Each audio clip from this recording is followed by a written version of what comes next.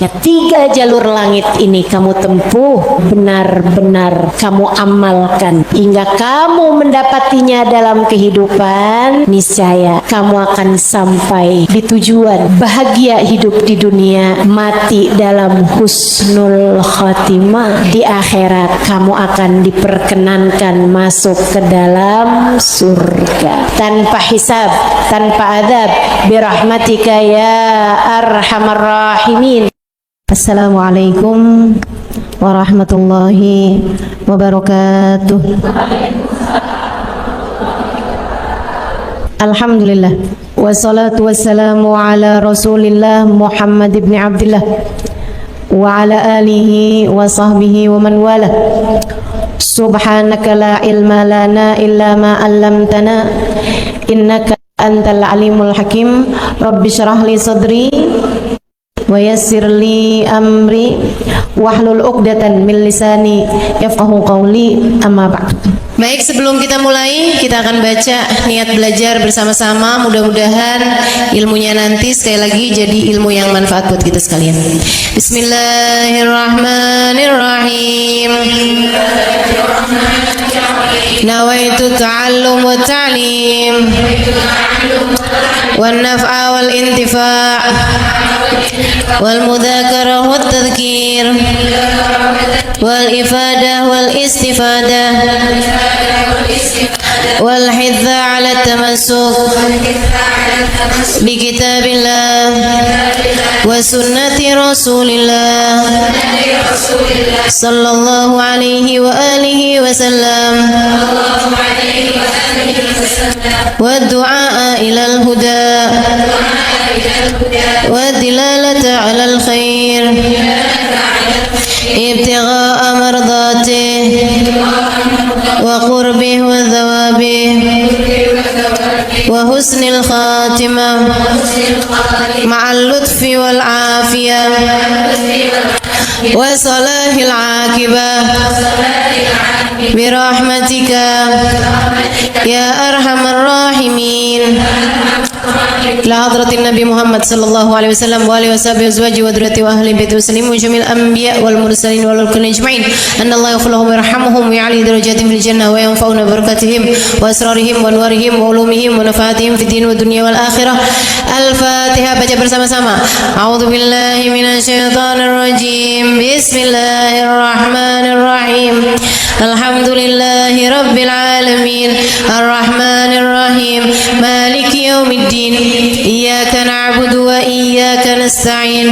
Ihdinas siratal mustaqim. Siratal ladzina an'amta 'alaihim ghairil maghdubi 'alaihim waladdallin. Amin. Taqabbalallah minna wa minkum, taqabbal ya karim. Peta kebahagiaan hidup dunia membawamu kepada kebahagiaan hidup akhirat. Peta untuk membuatmu kenal kepada Sang Pencipta. Jalan hidup yang dapat membawamu menuju surga. Ini namanya jalur langit. Yang paling rugi yang gak mau ngikutin peta ini. Yang paling sukses yang jalan hidupnya mengikuti peta ini, mengikuti jalur langit ini. Karenanya adik-adik, ibu-ibu, saudariku sekalian yang saya muliakan, izinkan saya di kajian pada siang hari ini menyampaikan padamu tentang bagaimana cara kita menempuh perjalanan menuju Allah Subhanahu wa ta'ala lewat jalur langitnya. Biar gak sumpek hidupmu di dunia, biar matimu husnul khotimah, biar di akhirat nanti dapat masuk surga. Bukankah itu yang kamu mau? Bukankah itu yang kamu inginkan? Adik-adik, bukankah itu adalah cita-citamu?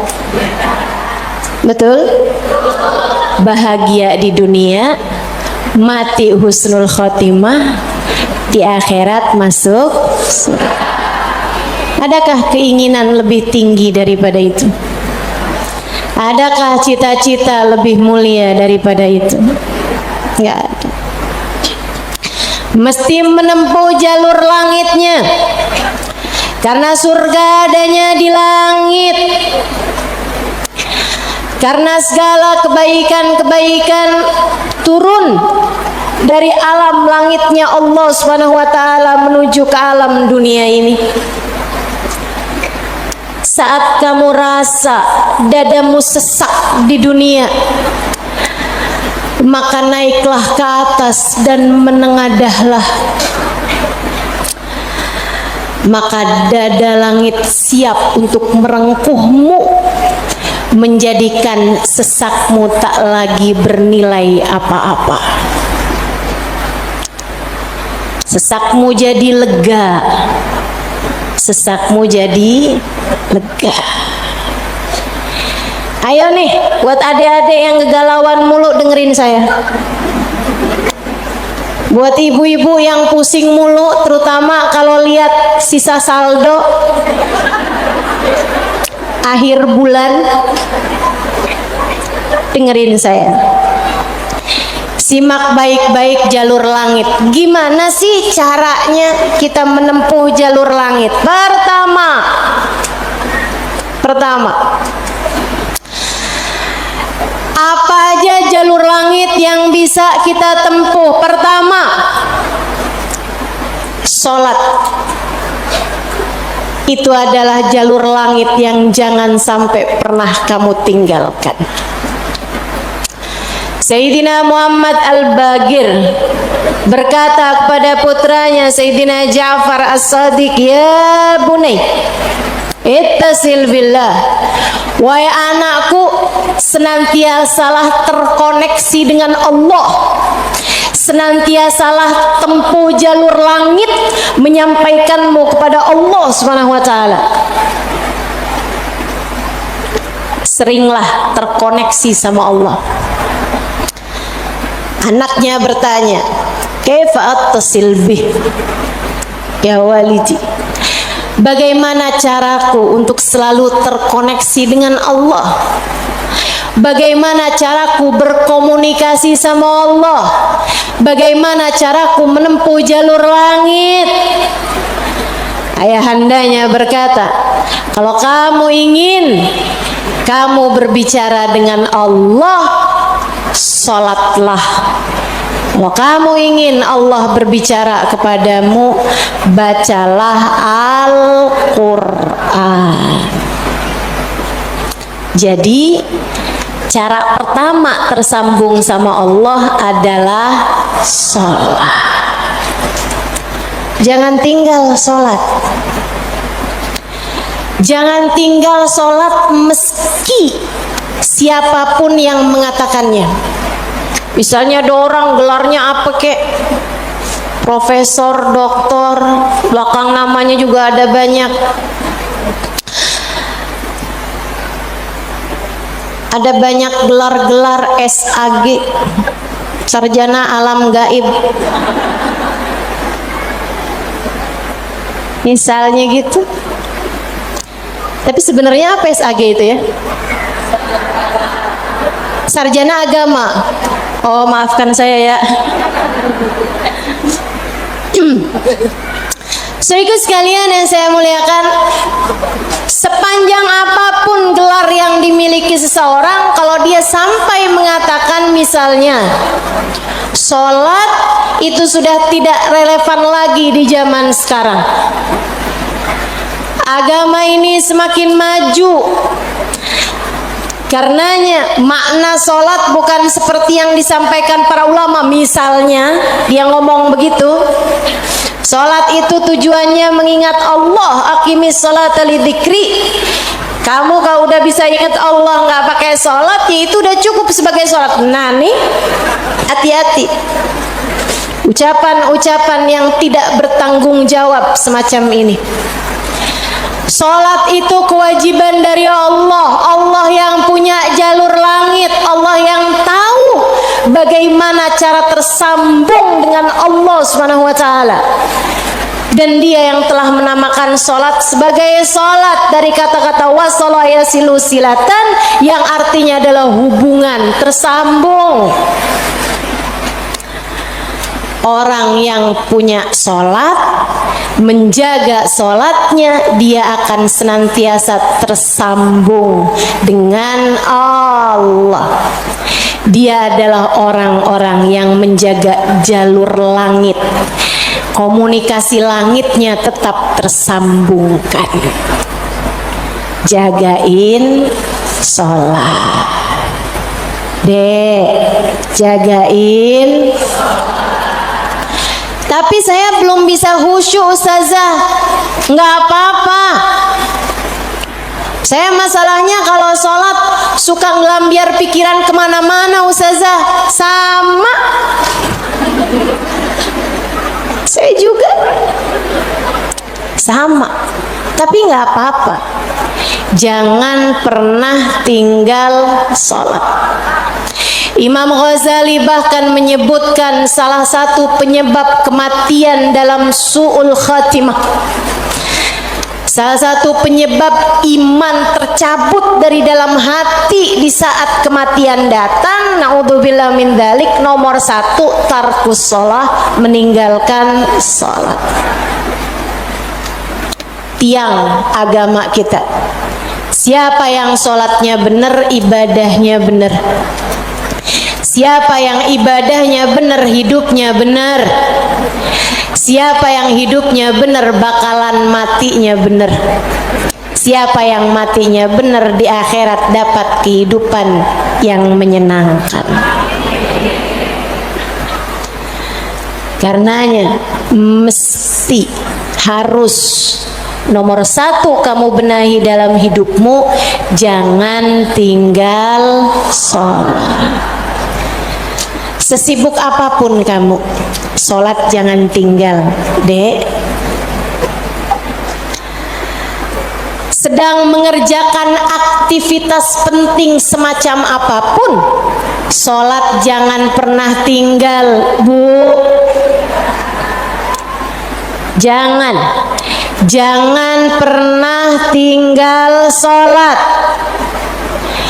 Sebab orang kalau lagi ninggal sholat, bukan hanya karena dia nggak mau sholat, tapi karena dia tidak diizinkan Allah untuk menghadap kepadanya. Telah diputuskan jalur antara dia dengan Allah Subhanahu wa taala. Naudzubillah min dzalik, jalur langit telah terputus darinya. Itu kayak punya HP tapi nggak ada sinyal, nggak bisa dibikin apa-apa HP-nya. Punya HP nggak ada sinyalnya, Bu, nggak ada kartunya, mau dipakai apaan? Mau dipakai ngulek sambel? Ya kan enggak gitu. Karenanya teman-teman sekalian, sholat jangan tinggal. Kamu kalau dibikin sama Allah dalam hidup nggak ngerjain sholat, kamu perlu menangisi hal tersebut. Kenapa gitu? Saya sering sampaikan, orang ketika sholat bukan hanya karena dia mau sholat, akan tetapi karena dia masih punya nilai di sisi Allah, sehingga Allah masih izin. Allah kalau benci sama satu makhluknya, sama seorang hambanya, Allah nggak akan izinkan orang tersebut menghadapkan dirinya kepada Allah dalam sholatnya. Dia kirain dia yang nggak mau sholat, padahal Allah yang nggak mau dia menghadap kepadanya. Telah diputus jalur antara dia dengan Allah Subhanahu wa ta'ala. Na'udzubillah min dzalik. Ada yang nanya sama saya, Ustazah, saya nih kan lagi belanja nih Ustazah, kan sibuk tuh kan. Belanja di mana? Di mall Ustazah. Boleh nggak Ustazah saya jamak sholat saya? Lah, nge-mall di jamak sholat? kagak nih? Belanja ke pasar, sholat udah sampai di jamak-jamak. Innalillahi. Boleh nggak Ustazah? Nggak boleh lah. Yang boleh jamak sholat itu kalau bepergian, itu pun juga dengan jarak keluar kota 82 km. Tapi kalau kurang dari itu, nggak boleh mengerjakan jamak sholat. Katanya Nabi Muhammad, man jama'as shalah bi ghairi udrin faqad atababan min abwabil kabair.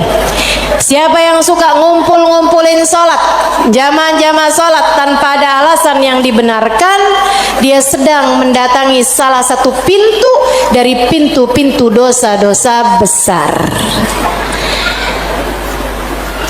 Dia tanya, boleh nggak Ustazah jamaah sholat? Nggak boleh, kecuali karena ada alasan yang dibenarkan. Emang kenapa gitu Ustazah? Kamu kalau kepengen hidup dipentingkan sama Allah, maka kamu harus mementingkan Allah. Sholat adalah gambaran tentang kamu mementingkan Allah, maka insya Allah hidupmu akan dipentingkan oleh Allah. Jarur langit yang pertama adalah sholat. Makanya ada orang yang sholatnya khusyuk-khusyuk, ada orang yang sholatnya panjang-panjang. Tuh guru-guru saya tuh sholatnya panjang-panjang, terutama sholat sunnah.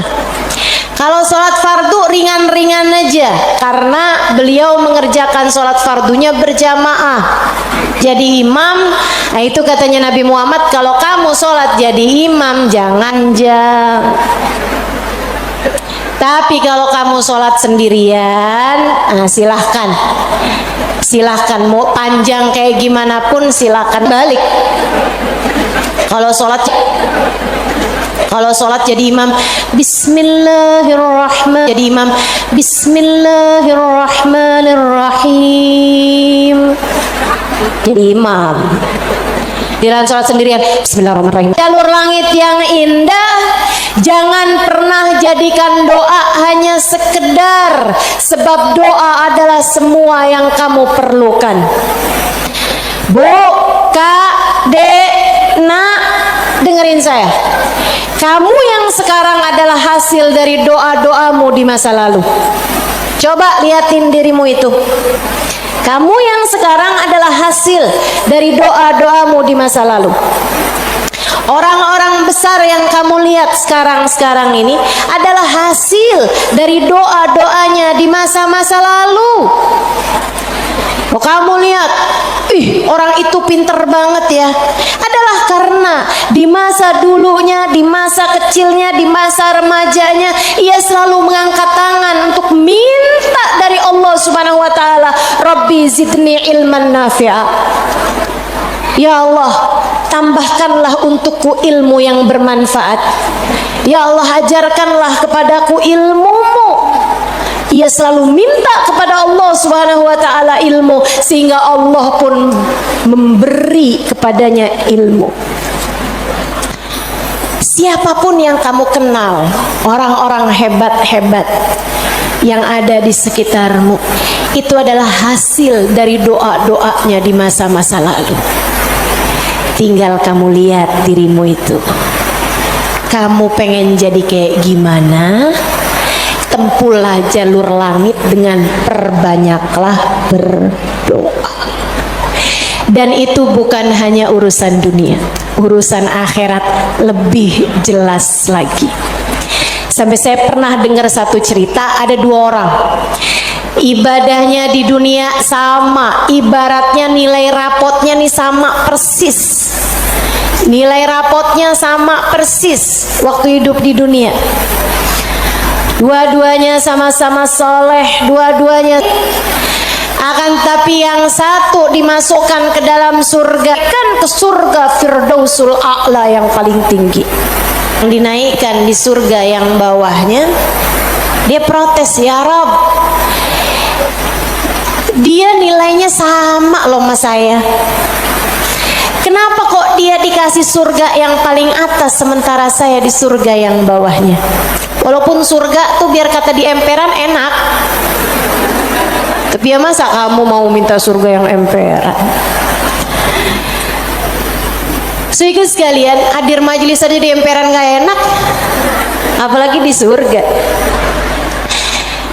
Dia tanya sama Allah, ya Allah, kenapa kami berdua nilainya sama tapi dia dinaikkan di surga Firdaus yang paling tinggi sementara saya. Itu sebabnya Nabi Muhammad mengatakan, idza sa'altumul jannah fas'alu al-firdausal a'la. Kalau kalian lagi minta surga, jangan tanggung-tanggung, mintalah surga Firdaus yang paling tinggi. Gitu. Doa deh, doa. Jangan ditinggal. Doa. Doa perlu banget. Kamu harus sering-sering doa. Ustazah, doa yang paling bagus apa? Lah doa itu urusan minta kok. Maka mintalah sesuai dengan apa yang kamu mau. Saya punya cerita indah yang diceritakan oleh salah satu guru saya beberapa bulan yang lalu ketika kedatangan beliau ke Indonesia. Namanya Hubabah Syarifah bintul Habib Muhammad bin Abdul Haddar. Beliau datang dari Seoul, Hadramaut, Yaman. Saya menjadi penterjemah beliau kala itu, jadi saya ingat betul kisahnya. Salah satu dari kisah yang beliau ceritakan, kata beliau, ada seorang ibu-ibu datang kepada ayahanda saya. Ayahandanya seorang ulama terkemuka, namanya Habib Muhammad bin Abdullah Al-Haddar, guru dari guru saya, guru dari guru-guru saya, sekaligus ayah dari guru-guru saya. Ayahandanya Hubabah Syarifah, ayahandanya Hubabah Nur, ayahanda Hubabah Maryam. Habib Muhammad bin Abdullah Al-Haddar, pemilik Ribat Bayda di kota Bayda, Yaman sana itu. Sehingga sekalian, beliau seorang pendakwah, seorang yang mustajabud dakwah, yang doanya mustajab. Satu waktu ada seorang ibu datang dalam keadaan menangis terisak-isak kepada ayahandanya di saat Hubabah Syarifah sedang ada di sisi ayahandanya.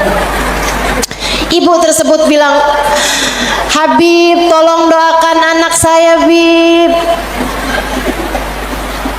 Anak saya bandel sekali, Bib. Saya susah banget. Ajakin dia sholat susah, ajakin dia kerjain kebaikan susah. Anaknya bandel, nggak mau denger apa kata saya. Tolong saya, Bib, doakan anak saya, apa yang harus saya lakukan. Beliau kemudian berkata, Bu, Ibu kepengen anak ibu jadi anak yang soleh. Iya, Bib, pengen banget, banget, Bib.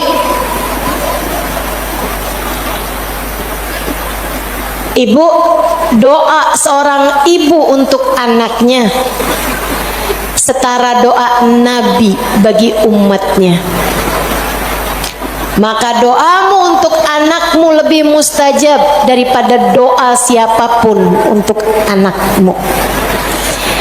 Saya bisa bantu kamu buat doa, mintakan kepada Allah Subhanahu wa taala, akan tetapi doamu tentu lebih mustajab daripada doa saya untuk anakmu. Ibu dengerin, Bu. Jadi gimana saya, Bib? Ibu bangun di waktu malam, ibu tahajud beberapa rakaat. Kemudian seperti kamu menangis di hadapan saya untuk minta anakmu didoakan oleh saya, menangis pulalah di hadapan Allah. Sampaikan kepada Allah apa yang kamu sampaikan kepadaku, atau apa yang ingin agar saya sampaikan kepada Allah tentang anakmu, sampaikan pula itu pada Allah Subhanahu wa taala. Baik, Bib, pulang. dikerjain.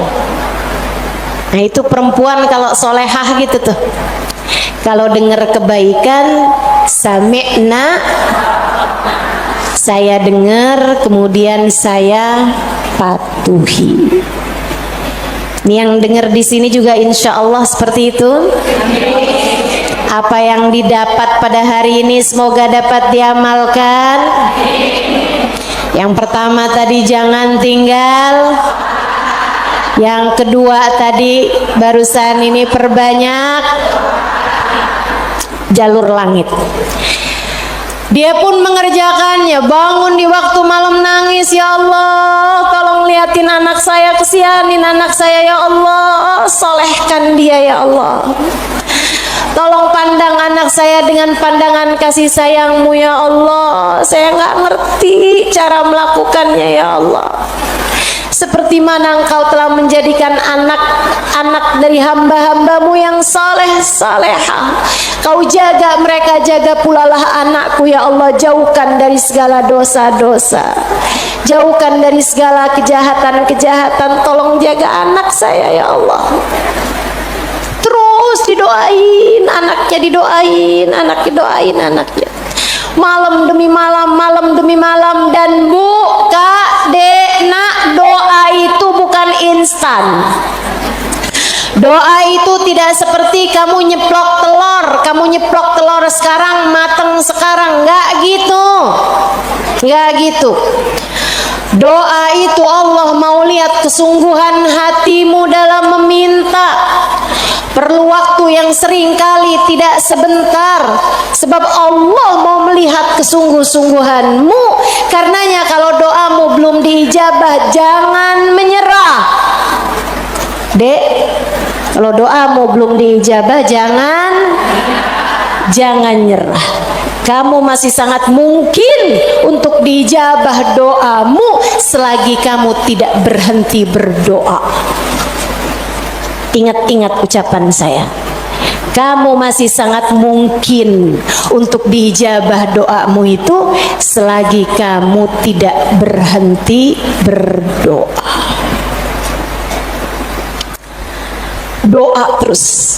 Kata Hubabah Syarifah, setahun, 2 tahun, 3 tahun, 4 tahun, 5 tahun, 6 tahun. Kemudian anak yang dulu pernah membuat ibunya menangis karena kenakalan anak tersebut, karena ketidaksolehan anak tersebut, sekarang telah menjadi seorang anak yang dapat membuat ibunya tersenyum bangga. Di usia-usia hampir 20-an tahun, anak tersebut menjadi anak paling soleh di kampungnya, hafal Al-Quran 30 juz dengan 7 bacaannya, qiraatus sab'ah. Anak yang jauh dari kenakalan-kenakalan remaja, anak yang dekat dengan para ulama, anak yang mengetahui banyak ilmu agama, anak yang menjadi sangat soleh, idaman semua para orang-orang tua. Jangan nyerah, jangan nyerah.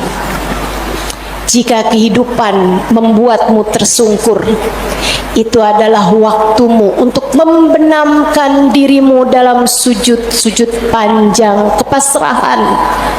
Kemudian kamu langitkan doa hingga Allah mengijabah doa-doamu itu. Saya ulangi. Jika badai kehidupan membuatmu jatuh tersungkur, itu adalah saat yang tepat untukmu membenamkan wajahmu dalam sujud-sujud kepasrahan. Kemudian kamu langitkan doa-doamu, berbisik di bumi, namun suaramu didengar hingga ke arsy. Saat itulah Allah akan mengijabah doamu itu. Jangan pernah berhenti berdoa. Jangan remehkan doa. Jangan remehkan doa. Saya, Dek, pernah muda juga kayak kamu. Ya masa lahir langsung gede gini. Sewaktu saya remaja, masuk umur 12 tahun, 13 tahun, sebelum balik bahkan saya udah berada di pondok pesantren. Jadi saya itu nggak pernah ngalamin masa belum berjilbab sebelum balik. Maksudnya ketika balik tuh saya udah mulain berjilbab. Alhamdulillah, nikmat dari Allah Subhanahu wa taala. Adik-adik saudara sekalian, saat saya kecil, saya ada di pondok-pondok pesantren, saya mulai kenal ustadz-ustadz, ustadzah-ustadzah, ulama-ulama yang membuat saya jatuh cinta dengan ilmu agama. Alhamdulillah, Allah kasih rasa dalam diri saya keinginan untuk selalu belajar. Saya punya keingintahuan yang banyak terhadap urusan ilmu. Jadinya saya seneng banget belajar. Nah, di waktu kecil itu tadi, umur 12-an tahun sebagai santri, kan selain dari belajar ada kewajiban lain tuh. Cuci baju, apalagi kalau dapat piket, bersihin kamar mandi, nyapu kamar, ngepel kamar. Itu saya sangat tersiksa sekali, sebab saya ini adalah pemalas. Jadinya karena saya pemalas urusan bebersih, dan saya mendadak rajin ketika urusannya belajar. Saya seneng belajar, saya seneng tahu, saya suka mikir. Saya tuh kalau lagi baca kitab itu seneng banget. Saya kalau lagi belajar gitu seneng banget. Apalagi kalau ustadzanya yang nyampein ilmu dengan cara-cara yang sangat saya sukai gitu, ngasih tahu hal-hal yang nggak ada di dalam kitab gitu. Saya bisa melongo dengerin, seneng banget. Jadinya di masa-masa kecil itu kalau saya lagi dengerin kajian, kalau saya lagi baca kitab, saya suka doa, ya Allah, jangan pernah pisahkan saya dari ilmu. Ya Allah, jangan pernah jauhkan saya dari kitab-kitab pengetahuan yang mendekatkan saya padamu. Umur 12 tahun, 13 tahun, doa saya semacam itu. Ayo nih, adik-adik yang umur 16 tahun, ya Allah, kenapa kok saya nggak pernah ada yang nembak ya?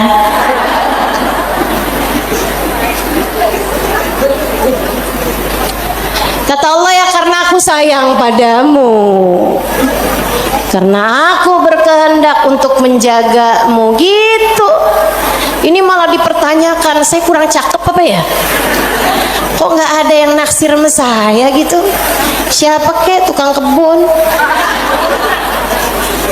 satpam sekolah? Jangan ya dek, jangan. Kalau kakak kelas boleh ustazah, jangan juga. Jangan pacaran. Adik-adik saudara sekalian, sebaliknya ketika saya mulain, kalau saya lagi nyapu, saya lagi nyuci baju, apalagi kalau saya udah mulain harus nyikat kamar mandi, rasanya saya keberatan sekali. Saya sambilan nyikat kamar mandi sambil doa, ya Allah, yang beginian saya nggak usah dikasih dong.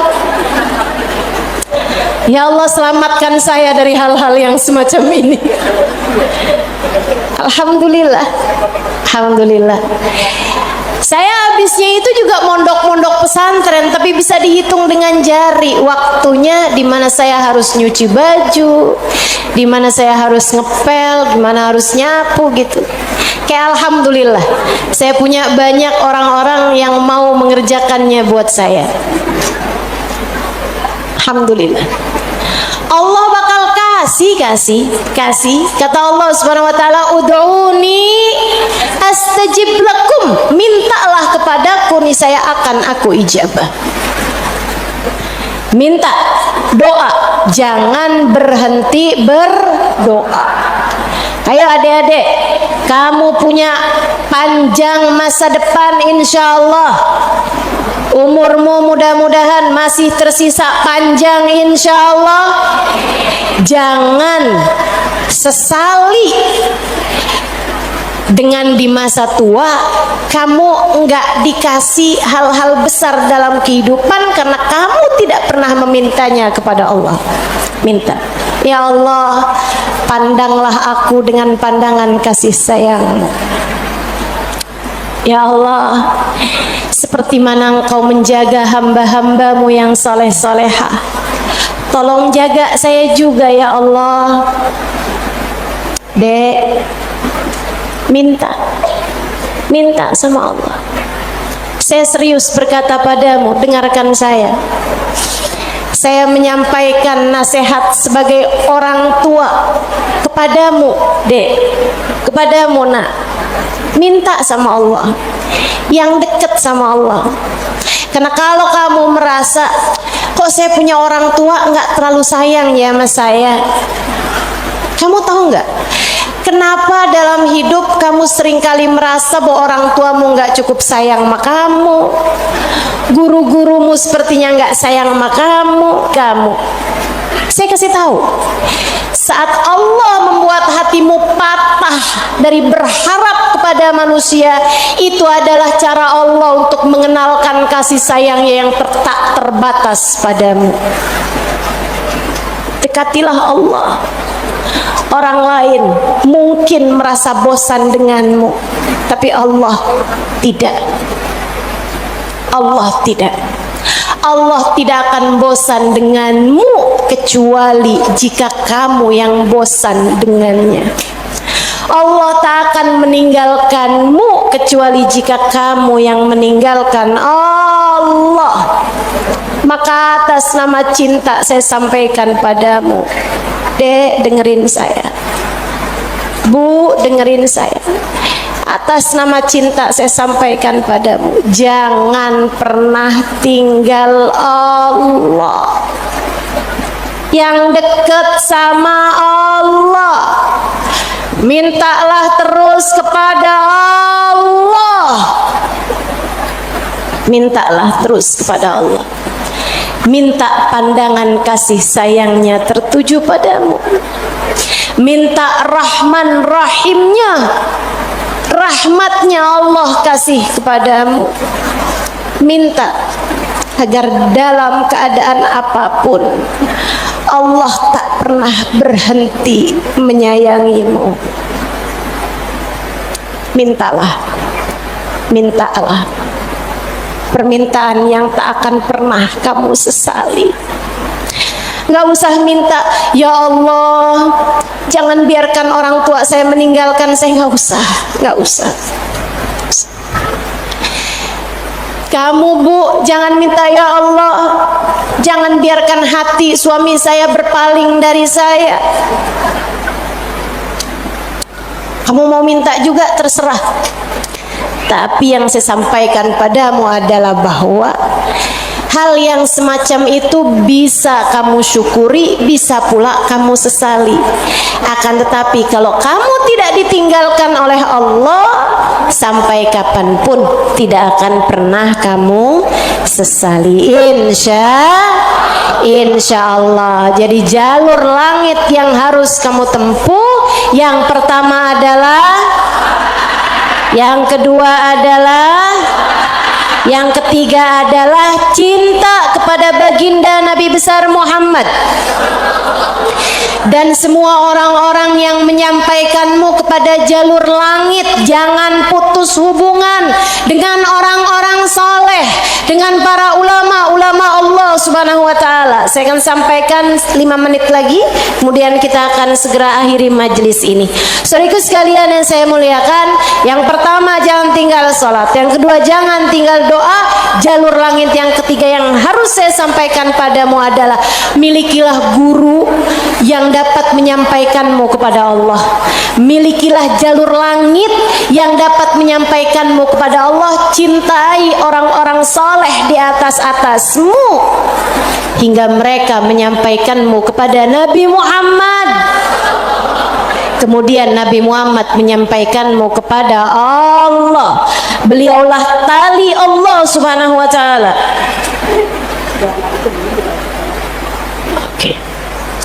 Beliaulah tali Allah Subhanahu wa taala yang terbentang kepada kita sekalian. Mudah-mudahan Allah Subhanahu wa taala senantiasa menyampaikan kita kepada Allah Subhanahu wa taala lewat jalur langit yang benar, jalurnya baginda kita Nabi besar Muhammad sallallahu alaihi wa ala alihi wasallam, manusia yang paling penuh kasih kepadamu.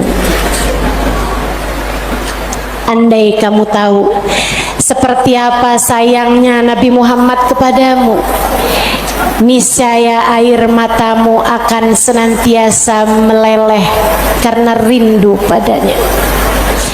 Andai kamu tahu seperti apa cintanya Nabi Muhammad kepadamu sebagai umatnya, niscaya kamu akan menyibukkan dirimu bersolawat kepadanya, dan itu adalah merupakan salah satu dari tangga-tangga yang mendekatkanmu padanya. Andai kamu tahu seperti apa cintanya Nabi Muhammad dan pengorbanannya kepadamu, niscaya kamu tak akan berharap cinta manusia selain daripada cinta Nabi Muhammad sallallahu alaihi wasallam.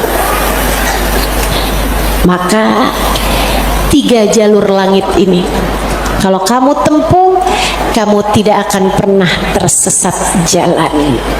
Kamu akan sampai di tujuan. Peta kehidupannya menjadi terbaca dan kamu akan melangkah tanpa keraguan. Jika 3 jalur langit ini kamu tempuh, dari sholat tidak ada yang kamu tinggal, dan kamu tambahi dengan ibadah-ibadah sholat sunnah pula, terutamanya di keheningan malam, di sepertiga malam yang terakhir. Juga doa. Dalam keadaan apapun kamu memperbanyak berdoa. Saat kamu bersama dengan orang-orang soleh, saat kamu duduk di majelis-majelis ilmu adalah saat yang begitu indah untuk kamu berdoa meminta kepada Allah Subhanahu wa taala jalla jalaluhu wa ta'ala azamatu. Kamu jadikan doa tidak hanya sekedar, melainkan semua yang kamu perlukan.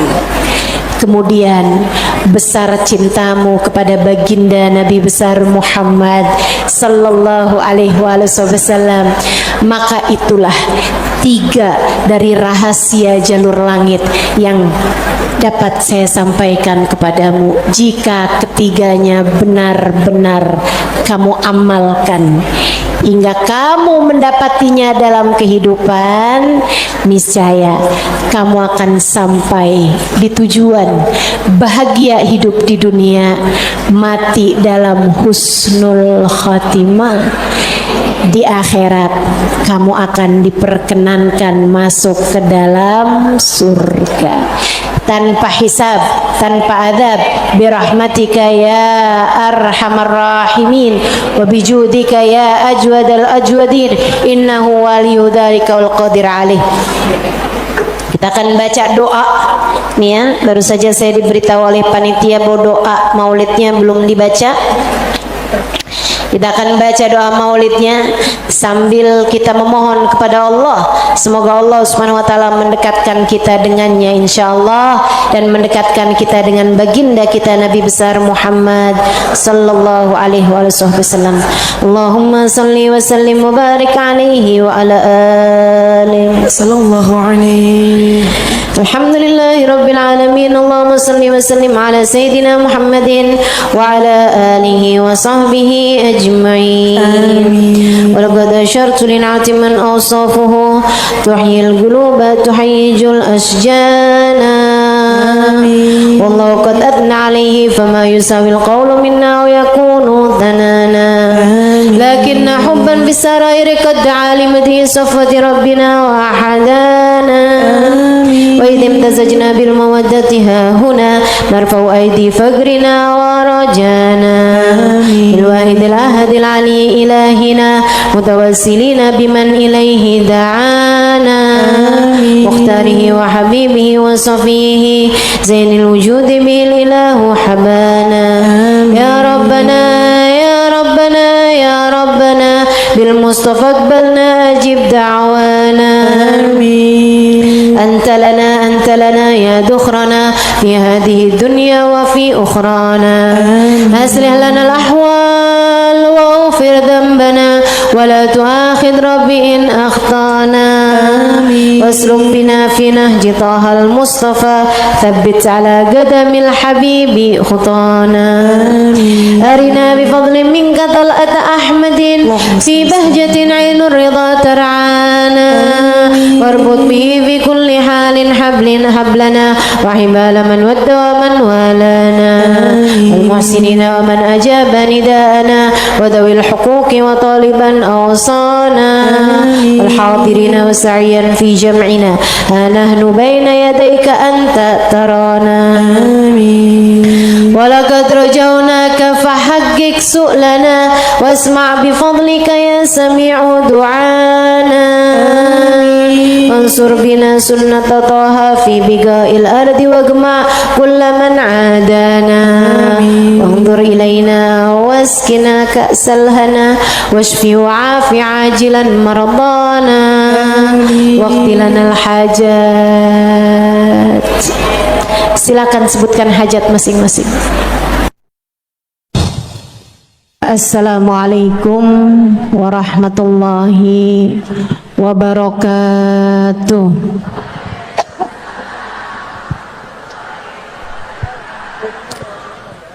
Alhamdulillah wassalatu wassalamu ala rasulillah Muhammad ibn Abdillah wa ala alihi wa sahbihi wa man wala.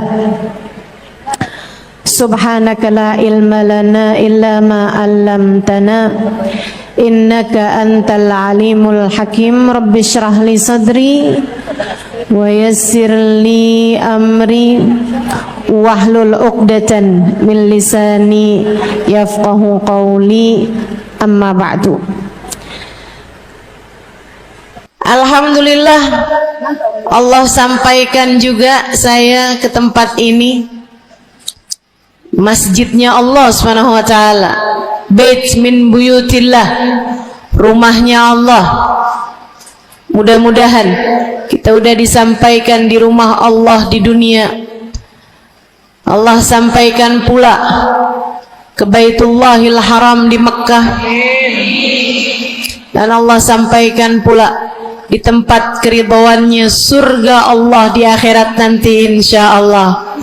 Amin ya rabbal alamin. Rabbi la tukhzini yawma yub'atsun yawma la yanfa' mal wala banun illa man atallaha biqalbin salim. Kata Nabi Ibrahim yang Allah tuliskan dalam Al-Quran, ya Allah, jangan kecewakan aku, jangan buat aku susah pada hari di mana Engkau membangkitkan hamba-hambamu. Nanti di akhirat saat manusia dibangkitkan, ya Allah, jangan buat saya susah, jangan buat saya kecewa. Yauma la yanfa' mal wala banun, hari yang itu loh ya Allah, hari yang tidak bermanfaat orang bawa harta, hari yang tidak bermanfaat orang bawa anak. Yang bermanfaat hanyalah orang yang datang pada Allah biqalbin salim, dengan membawa hati yang selamat. Karenanya siapapun di antaramu yang akan menuju ke akhirat, Semua dari kita menuju ke akhirat. Siapapun di antaramu yang kepengen di hari akhiratnya nanti menjadi orang yang tidak susah, menjadi orang yang tidak sedih, menjadi orang yang tidak kecewa, menjadi orang yang tidak ketakutan, menjadi orang yang berhasil. Siapa di antaramu yang kepengen di hari akhiratnya nanti berbahagia, bersukacita? Siapa yang kepengen di hari akhiratnya nanti bergembira? Pastikan saat-saat ini, saat hidupmu di dunia ini, pastikan kamu sedang menuju kepada keselamatan hati. Hatimu selamatkan. Hatimu selamatkan, teman-teman. Hatimu selamatkan.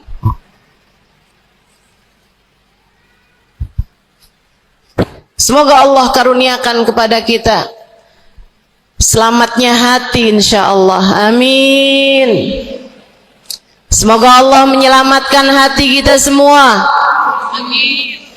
Semoga Allah menyelamatkan hati kita semua.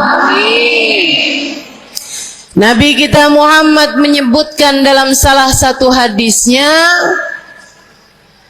ala inna fil jasadi mudghah, idza salahat salahal jasad kulluh, wa idza fasadat fasadal jasad kulluh, ala wahiyal qalbu. Kata Nabi, ketahuilah sungguhnya dalam diri manusia terdapat segumpal darah. Apabila ia bagus, ia selamat, ia bersih, selamatlah seluruh anggota tubuhnya. Apabila ia rusak, ia hancur, ia gelap, ia mati, maka hancur pulalah seluruh anggota tubuhnya. Ala wahiyal qalbu, ketahuilah segumpal darah tersebut bernama hati. Maka bu ka de na ne, banyak nenek-nenek di sini. Saya sampaikan padamu pesan dari hati saya yang terdalam. Berhati-hatilah dengan hati. Yang hati-hati sama hati, apa yang ada di dalamnya? Coba silahkan kamu pikirkan nih, kondisi hati saya ini kayak apa. Kita kalau badan lebih gampang ngerasainnya. Saya kalau ditanya, Ustazah lagi sakit? Iya. Sakit apanya Ustazah? Kaki. Saya bisa jawab. Tapi kalau kamu ditanya misalnya, gimana kabar hati kamu?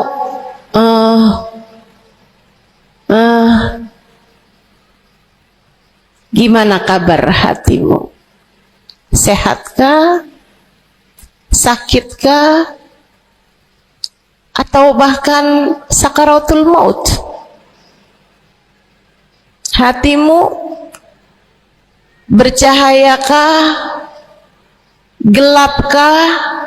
Atau bahkan mati? Bagaimana kabar hatimu, teman-teman? Bagaimana kabar hatimu? Innallaha la yanzur, kata Nabi Muhammad dalam hadis yang lain, innallaha la yanzur ila suwarikum wala ila absyarikum walakin yanzur ila qulubikum.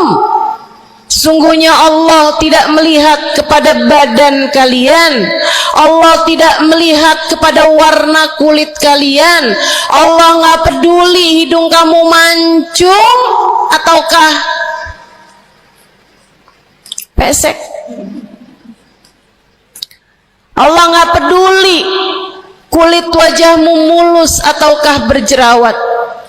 Allah nggak peduli kamu tinggi ataukah pendek. Allah nggak peduli warna kulitmu semacam apa. Yang Allah Subhanahu wa taala lihat, yang Allah Subhanahu wa taala perhatikan adalah hatimu. Adakah ia mulus? Adakah ia penuh dengan penyakit-penyakit? Yang Allah pandang darimu adalah hatimu.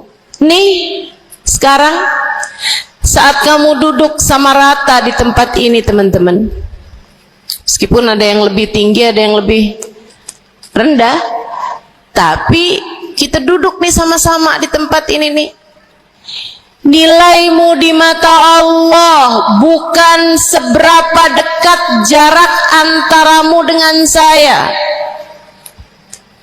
Nilaimu di mata Allah bahkan bukan bergantung dari jam berapa kamu datang.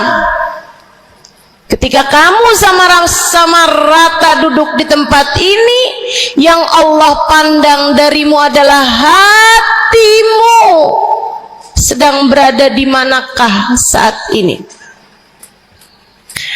Yang duduk di tempat ini sembari mikirin ntar pulang enaknya makan apa ya.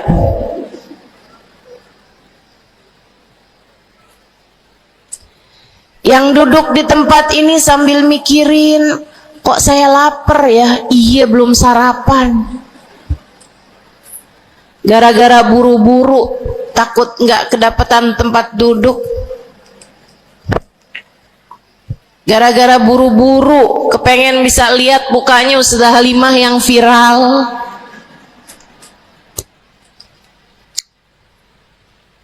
Hatimu, Allah melihat darimu, nilaimu di hadapan Allah. Nilaimu di hadapan Allah saat ini bukan bergantung dari seberapa awal kamu datang, bukan bergantung pada hal-hal yang lainnya, akan tetapi yang Allah lihat darimu adalah hatimu. Adakah Allah di dalamnya? Adakah Allah di dalamnya? Adakah Allah di dalamnya?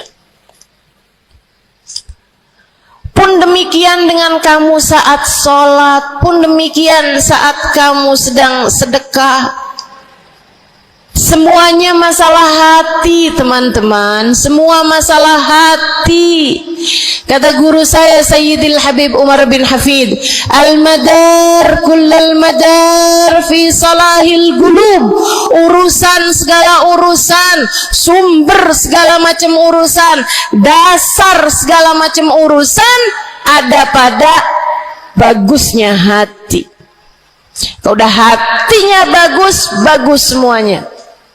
Kalau udah hatinya busuk, busuklah semuanya. Semoga Allah selamatkan kita dari busuknya hati. Semoga Allah selamatkan kita dari busuknya hati. Amin ya rabbal alamin. Dunia akhirat, masalah semuanya ada pada hati. Karenanya yuk kita bahas gimana sih caranya nyelamatin hati. Yang pertama, kalau kamu pengen tahu caranya nyelamatin hatimu, yang pertama,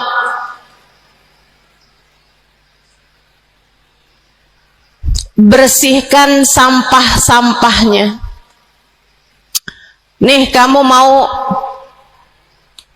rumah itu biar bagus, biar terjaga, biar selamat. Kamu lihat dalamnya, oh banyak sampah, banyak noda, banyak kotoran. Dari mulai kotorannya cicak, ayam, sampai mungkin anjing, karena lama nggak ditempatin. Karena lama nggak ditempatin. Ada banyak di antara kita yang kondisi hatinya semacam itu. Sampah begitu banyak dalam hatinya. Ada banyak di antara kita umat Islam yang kondisi hatinya semacam itu. Begitu banyak sampah di dalam hatinya tersebut. Semoga Allah selamatkan semuanya. Amin. Maka hal pertama, kalau kamu kepengen punya hati yang selamat, yang nomor satu adalah bersihkan hatimu dari semua sampahnya, keluarin. Apa sampahnya hati? Dosa-dosa yang telah kamu lakukan. Idza aznabal abd nakat fi qalbihi nuqtah sauda. Kata baginda kita Nabi besar Muhammad, idza aznabal abd, ketika seorang hamba mengerjakan dosa, tertorehlah di dalam hatinya satu titik hitam. Sampahnya hati. Kamu tiap kali bikin dosa, dosa apa aja? Bukan hanya dosa besar, zina bukan hanya dosa besar, minum minuman keras atau narkoba bukan hanya dosa besar, judi atau riba bukan hanya dosa-dosa besar. Kalau itu titik hitam yang sangat besar tertoreh di dalam hatimu itu. Bahkan dosa-dosa kecil, sekedar marah-marah sama suami atau ngambil uang suami. Gimana? Pernah? Rezeki istri solehah ustazah,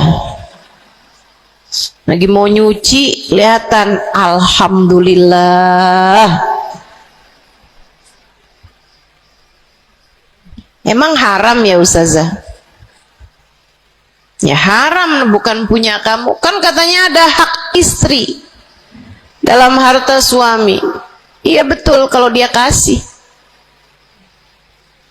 Kalau dia kasih, kalau nggak kasih, nggak halal juga. Bahkan dosa-dosa kecil seperti melihat tetangga terus kamu bilang, ya ampun cakep banget ya, nyesel saya nggak kawin sama dia.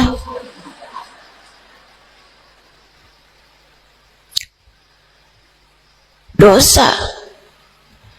Seperti memandang seseorang dengan pandangan menghina,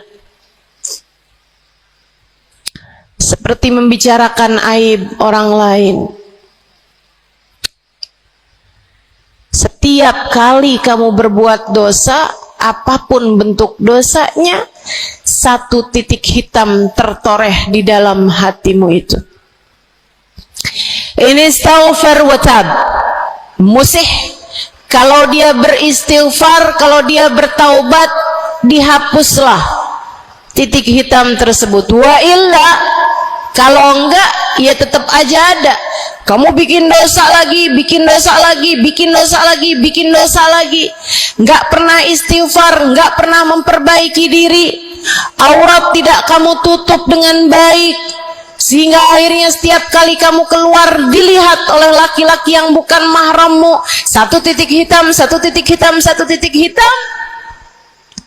Sampai terkadang hati seseorang dipenuhi dengan titik-titik hitam. Hatinya menjadi legam, hatinya menjadi penuh dengan titik-titik hitam. Semakin bertambah lagi, semakin bertambah lagi, jadilah karat. Jadilah karat. Kalau udah jadi karat, naudzubillah, ini yang Allah sebutkan di dalam Al-Quran. Kata Allah, kalla A'udzubillahi minasyaitonirrajim. Kalla bal rana ala qulubihim bima kanu yaksibun. Kalla innahum an rabbihim yawma idzin lamahjubun. Kalla, kata Allah, balran, ada ran, ada karat di dalam hati mereka, tersebab dosa yang menumpuk tanpa pernah dimohonkan ampunan. Kalla innahum an rabbihim yawma idzin lamahjubun. Orang kalau hidup bawa karat hasilnya apa? Orang kalau hidup bawa karatnya hati hasilnya apa ya Allah? Kalla innahum an rabbihim yawma idzin lamahjubun. Orang yang hatinya punya karat, pada hari tersebut ia akan terhalang dari Allah Tuhannya. Guru saya Sayyidil Habib Umar bin Hafid menyampaikan tafsir mengenai ayat ini. Kata Habib Umar bin Hafid, tidak mati dengan membawa iman. Orang yang hatinya penuh dengan karat, apabila datang ajal menjemput, iman tercerabut dari dalam hatinya, hingga ia pun mati, keluar dari atas muka bumi ini dengan tanpa membawa iman Islam. Dia keluar dari atas muka bumi ini bukan sebagai hamba Allah, bukan sebagai umat Nabi besar Muhammad sallallahu alaihi wa ala alihi wasallam. Dia meninggal dunia dalam keadaan su'ul khatimah. Naudzubillah min dzalik. Jangan biarkan karat memenuhi hatimu. Jangan biarkan hatimu, dosa-dosa yang telah kamu lakukan menjadi berkarat dalam hatimu itu. Saya kesian sama kamu. Nggak apa-apa. Hidup terus-terusan ngontrak, nggak apa-apa. Hidup nggak pernah punya kendaraan sendiri, nggak apa-apa. Nggak pernah punya HP yang canggih, nggak apa-apa. Saya hidup di atas muka bumi ini, nggak pernah ada yang datang melamar saya.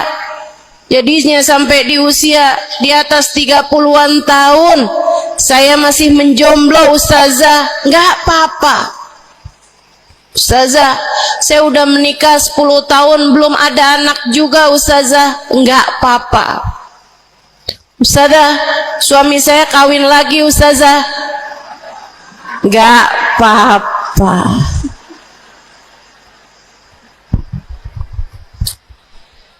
Hidup di dunia ini, apapun yang terjadi, semuanya hanyalah sementara. Kamu hanya perlu memastikan agar tatkala datang ajal menjemput, kamu punya modal. Dan modal utamanya yang nomor 1 adalah hati yang bersih, hati yang selamat. Kamu bawa pulang menghadap Allah Subhanahu wa ta'ala bigalbin salim. Kamu bawa hati yang selamat, insya Allah. Mati nggak bawa suami nggak apa-apa, mati nggak bawa anak nggak apa-apa, nggak bakalan jadi pertanyaan malaikat raqib atid. Tapi mati harus dengan membawa hati yang selamat. Mudah-mudahan Allah karuniakan. Mudah-mudahan Allah karuniakan. Saudaraku sekalian yang saya muliakan, maka bersihkan sampah-sampah dalam hatimu itu. Caranya gimana nih, Ustazah? Dosa-dosa saya emang udah banyak banget. Saya di masa muda, di masa remaja, bahkan sampai udah tua juga nih, bergelimangan dengan dosa demi dosa. Banyak dosa saya, Ustazah. Saya zaman muda berada dalam masa jahiliyah. Dosa, segala dosa saya kerjakan. Apa yang harus saya lakukan? Bersihkan karat-karat dalam hatimu itu dengan taubat. Minta ampun sama Allah, minta ampun sama Allah. Kamu perlu nangis sama Allah. Kamu perlu sungguh-sungguh minta ampunan sama Allah. Dosa segede gunung, kalau Allah mau melemparkannya ke dalam lautan ampunan,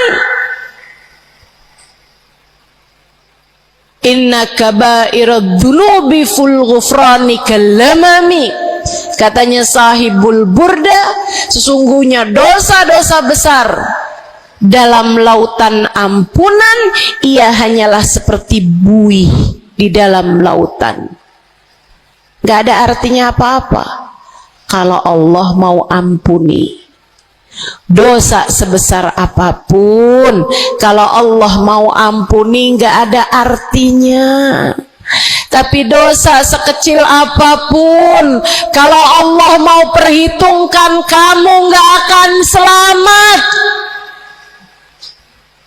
Saya sampaikan padamu atas nama cinta.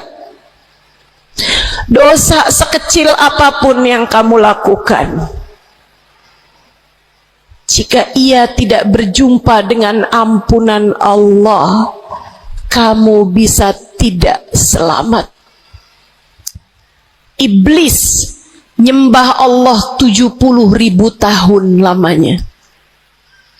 Sujud di atas bumi, dia sujud, bumi dihancurkan, Allah naikin dia ke langit. Di atas langit dia sujud, ganti-ganti posisi sujudnya. Karenanya Imam Ghazali dalam kitabnya Minhajul Abidin mengatakan, ma min buq'ah minal ard was sama, tidak ada satu jengkal tanah baik di bumi ataupun di langit illa waqad sajad iblis fihi sajdah. Iblis udah pernah sujud di sana, di semua tempat di bumi maupun di langit. Paling banyak ibadahnya ternyata bukan seorang wali. Paling banyak ibadahnya ternyata bukan seorang nabi. Kalau hitung-hitungan panjang-panjangan ibadah, ibadahnya iblis lebih panjang daripada siapapun dari makhluknya Allah Subhanahu wa ta'ala yang pernah tinggal di bumi ini. Akan tetapi dia nggak nurut. Iblis ibadah 70.000 tahun, nggak nurut sekali doang, sekali aja. Wa idh qulna lil malaikati isjudu li Adam fasajadu illa iblis. Ketika kami memerintahkan seluruh makhluk yang ada di langit, seluruh malaikat kami perintahkan, wahai malaikat-malaikatku, sujudlah kalian kepada Adam. Fasajadu, mereka semuanya sujud, illa iblis, kecuali iblis doang, tantang petenteng gak mau sujud. Allah tanya, ma manaka an tasjuda li Adam id amartuk? Iblis, apa yang bikin kamu gak mau sujud kepada Adam padahal aku yang telah memerintahkanmu? Bukankah kamu selama ini sujud di bumi, di langit untuk menyembahku?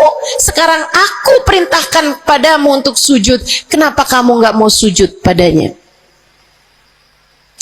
Iblis nggak bilang, ya Allah, kan perintahnya tadi malaikat, saya kan bukan malaikat ya Allah. Nggak gitu. Nggak gitu. Saudariku sekalian yang saya muliakan, bahkan iblis nggak bilang, males ya Allah saya sujud, lagi bisulan, misal. Enggak gitu juga.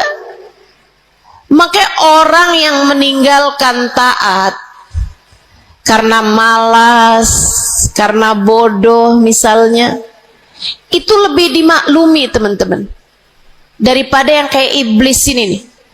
Ketika ditanya apa yang membuatmu nggak mau sujud, wahai iblis, kepada Adam, iblis dengan pongahnya, dengan sombongnya mengatakan, ana khairun minhu, saya lebih baik daripada Adam.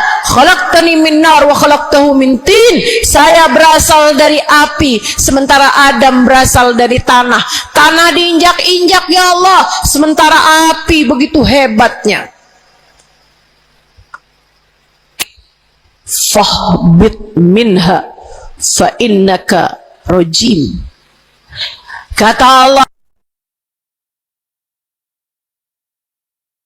kita yang taat sama dosa sama-sama baik.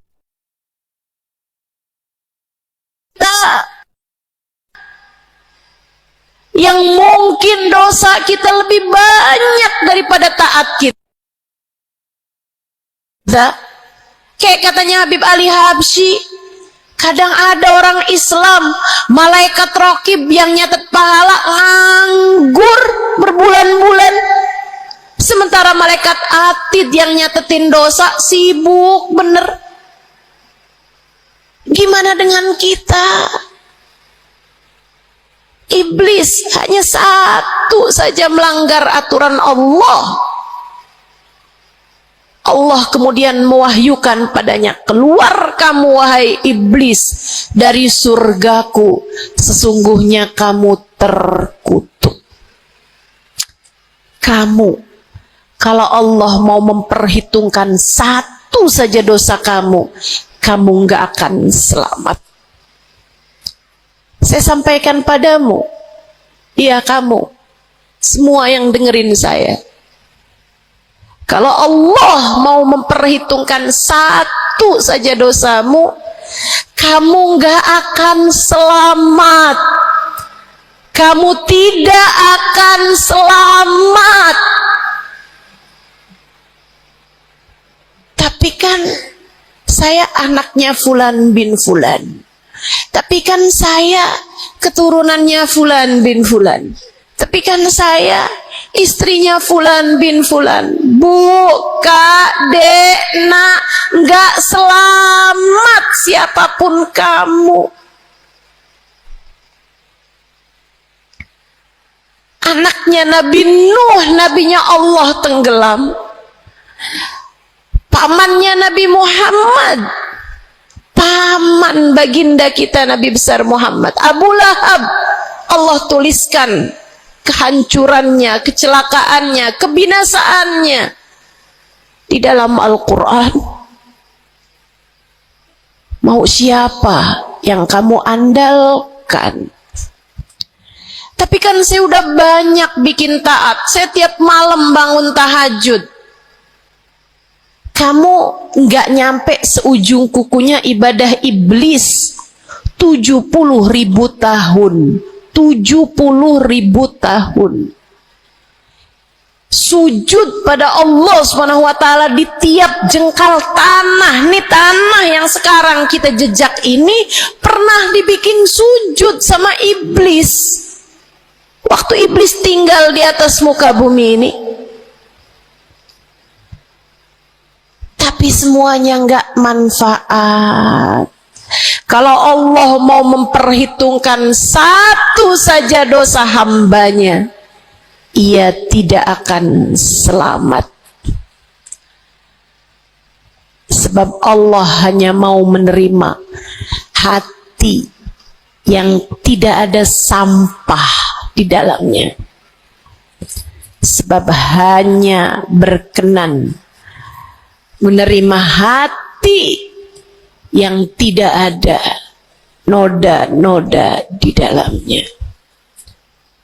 Sampah hatimu bersihkan, dosa-dosamu taubati, mintalah ampun kepada Allah, mintalah ampun kepada Allah.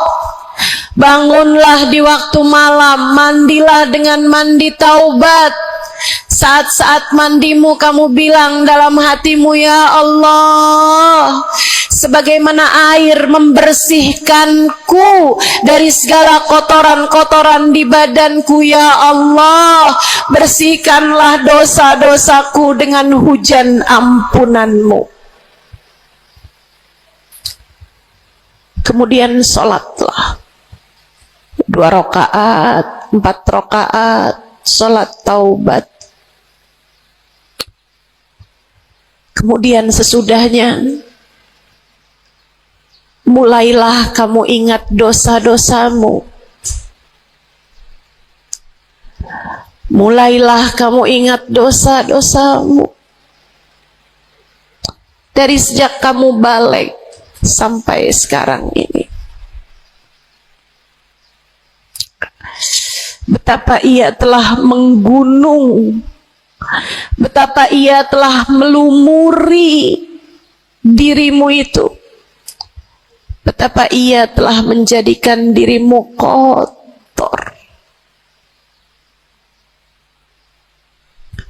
Kemudian ingatlah nikmat yang telah Allah SWT berikan, bahwa bersama dengan banyaknya dosa-dosamu, ia tak henti-henti memberikan kepadamu kenikmatan demi kenikmatan. Bahwa meski matamu berulang-ulang kau pandang yang haram dengannya, Allah masih membiarkan matamu dapat melihat. Betapa meskipun telingamu berulang-ulang kamu pakai untuk mendengarkan aib-aib orang, nyatanya sampai sekarang telingamu masih dapat mendengar. Betapa lisanmu, berapa banyak hati tersakiti dari lisanmu itu. Mertuamu kamu sakiti, suamimu kamu sakiti, anakmu bahkan kamu sakiti. Bodoh banget sih jadi anak.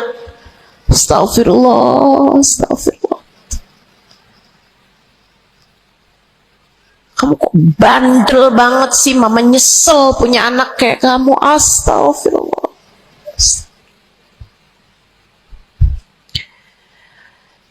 Betapa lisanmu menyakiti hati tetangga-tetanggamu, saudara-saudarimu, sahabat-sahabatmu, orang-orang di sekelilingmu, merasakan gangguan dari lisanmu itu, tersakiti dari lisanmu itu. Tapi meskipun entah sudah berapa banyak dosa tercatat dari lisanmu, Allah masih tetap membiarkan lisanmu dapat berbicara sampai saat ini. Nikmat tak henti-henti Allah berikan kepadamu, bukan? Betapa durhakanya diri kita, namun betapa penuh rahmatnya Allah kepada kita. Betapa berlumurannya kita dengan dosa-dosa, namun betapa Allah bersama dengan segala dosa-dosa yang kita lakukan tak henti-hentinya membanjiri kita dengan kenikmatan. Wa in ta'uddu ni'matallahi la tuhsuha. Kalau kamu mau hitung nikmatnya Allah, kamu tak akan pernah mampu menghitungnya. Sesudah kamu ingat-ingat dosamu, Kamu ingat nikmat Allah kepadamu,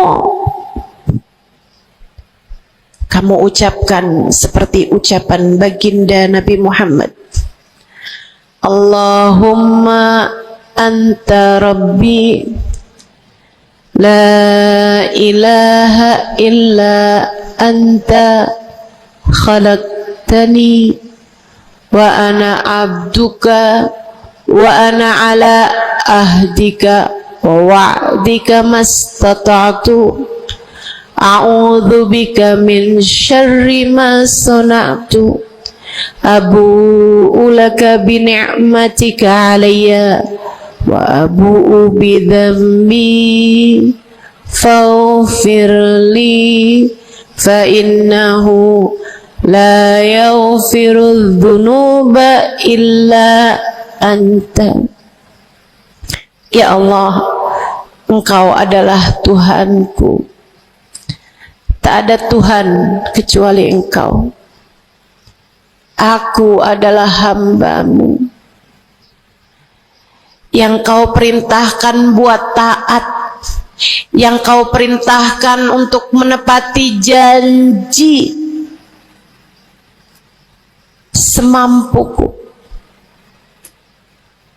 Ya Allah, aku berlindung dari buruknya perbuatan yang telah aku lakukan.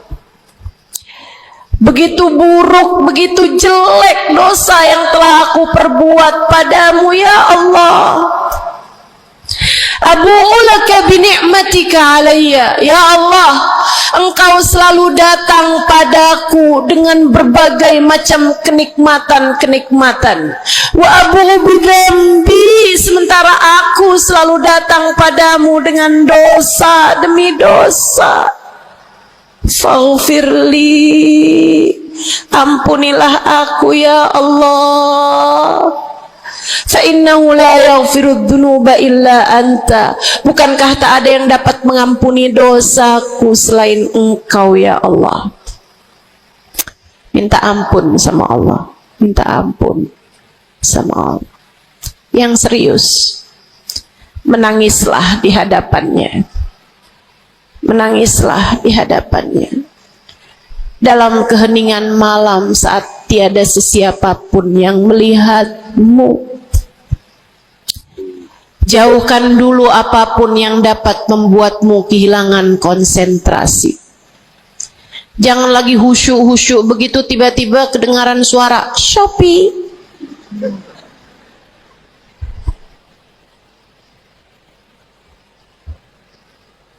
Kamu langsung jadi hilang konsentrasi. Yang mana nih ya?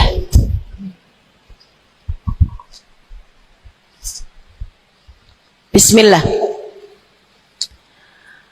Kalau kamu pengen punya hati yang selamat, nomor satu adalah taubat.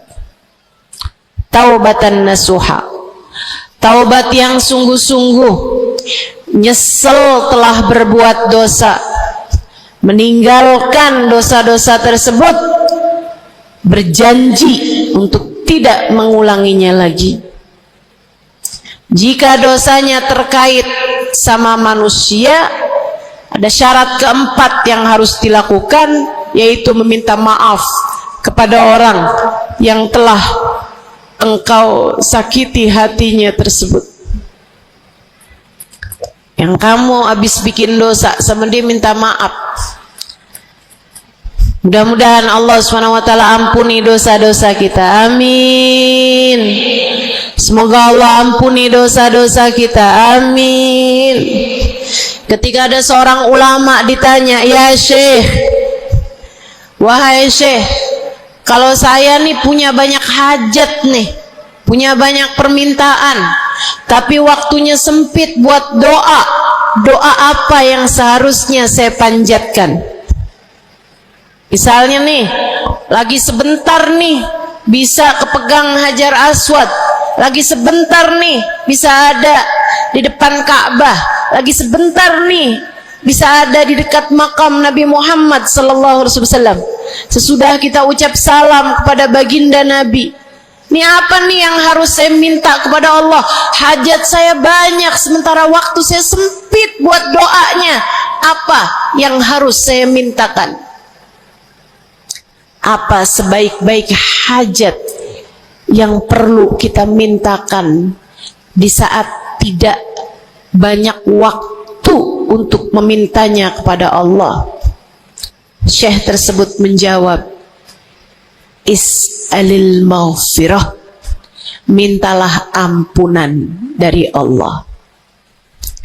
Sebab bagaimana mungkin kamu meminta hajat-hajat yang lain sementara kamu masih belum berada dalam pandangan rahmatnya Allah.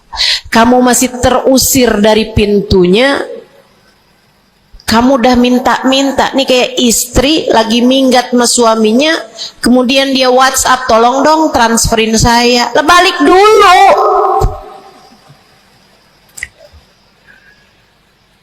Baru minta.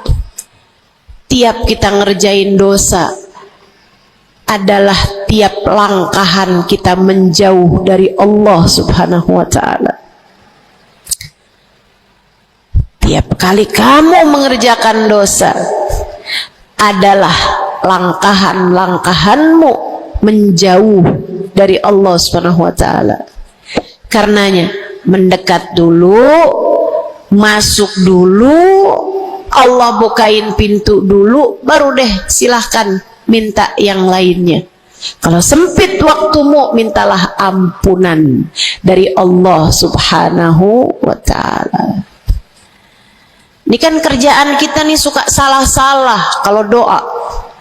Giliran lagi ada hujan nih, wah doa mustajab, langsung ya Allah jodoh ya Allah, yang cakep, yang ganteng, yang kaya, yang setia, yang soleh, banyak bener. Padahal kalau ngelihat dirinya kagak ada pantes-pantesnya. Kalau kamu pengen jodoh yang soleh, solehahkan dulu dirimu itu.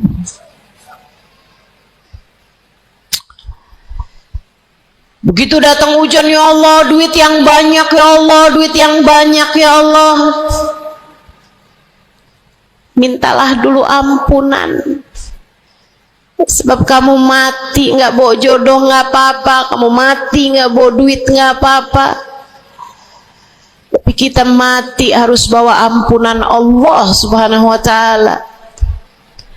Sebab dosa akan mengotori ruang hati kita. Maka syarat utama hati yang bersih adalah keluarkan sampah darinya dengan cara taubat.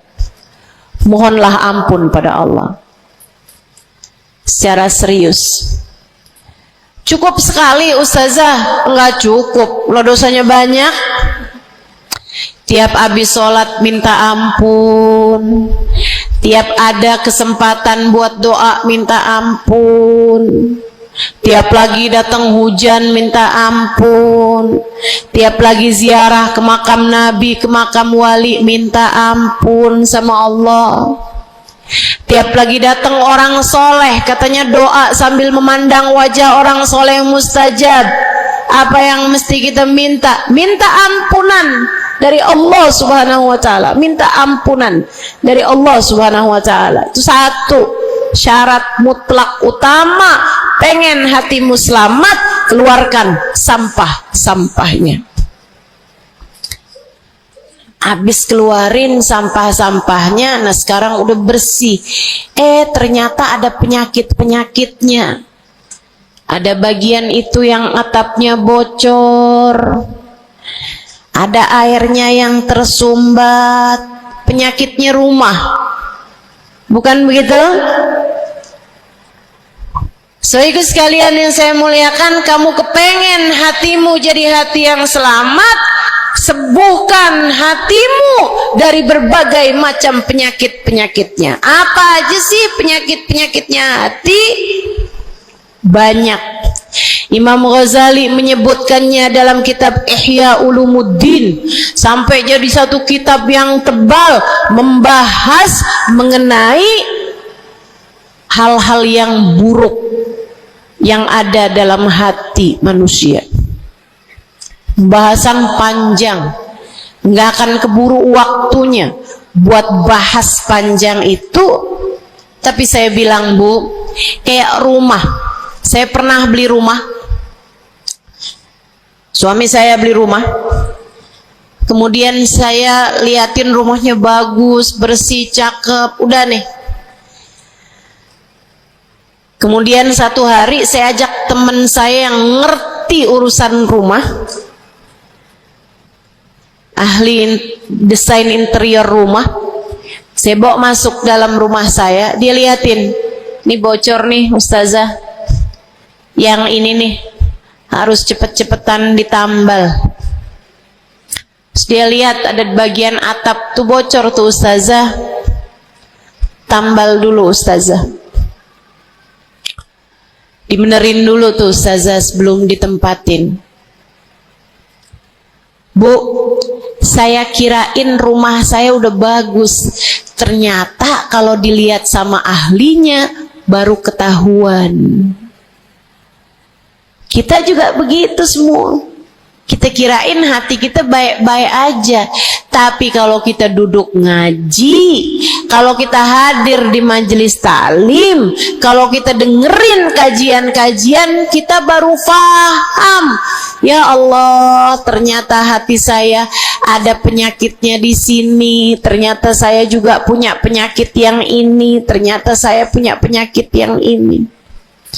Karena jangan berhenti belajar, jangan berhenti mengaji, biar kita faham penyakit-penyakit hati kita tuh di bagian mana, sehingga kita bisa konsentrasi buat mengobatinya. Ada tuh bagian atap yang dibilangin sama temen saya nggak terlalu peduli. Saya liatin kecil aja kok. Sampai satu hari, untung aja saya nggak ada di bawah situ, jebol atap rumah saya. Banjir rumah saya. Gara-gara atap yang berpenyakit yang tidak diberesin. Begitu pula dengan hati kita. Cari tahu apa penyakitnya, cari tahu apa obatnya. Dengan kamu duduk mengaji, ini bukan urusan sejam 2 jam dipelajari kemudian semuanya benar. Ini adalah PR seumur hidup kita, buat sehatin hati kita, buat bagusin hati kita, buat bersihin hati kita. Penyakit hati paling berbahaya namanya kesombongan. Dan Bu, Kak, Dek, Nak, siapa di antara kita yang selamat darinya? Apa itu sombong, wahai Rasulullah? Kata seorang sahabat, sebab saya senang pakai baju bagus. Saya Rasulullah senang makan enak, senang pakai baju bagus. Saya sombong kalau gitu, wahai Rasul. Enggak, bukan itu yang namanya sombong. Kamu punya baju bagus, pakai. Jangan punya baju bagus, saya kalau pakai ini kelihatannya sombong. Ya udah saya pakai yang rombeng-rombeng aja. Punya baju bagus tapi daster udah robek, itu aja yang dipakai. Tanya sama suaminya, kok kamu pakai baju yang ini sih, ini kan robek nih. Enak, adem yang lihat, adem yang make, gerah yang lihat. Bukan itu yang namanya kesombongan. Saya punya uang, saya bisa beli mobil yang bagus, tapi saya nggak mau beli, saya takut sombong. Bukan itu yang namanya kesombongan. Saya punya uang, bisa bangun rumah buat tamu-tamu. Ulama-ulama kalau datang bisa tinggal di rumah saya. Tapi saya nggak mau kayak gitu, ntar saya sombong. Bukan itu yang namanya kesombongan. Sombong, kata Nabi Muhammad, batarul haq wa ghamtun nas. Sombong adalah menolak kebenaran dan menghina orang lain, merasa diri lebih baik daripada orang lain. Itu yang namanya sombong. Merasa diri lebih baik dari orang lain. Merasa diri lebih baik dari orang lain. Sering banget ini kan kita kan? Betul? Dulu-dulu belum pakai jilbab,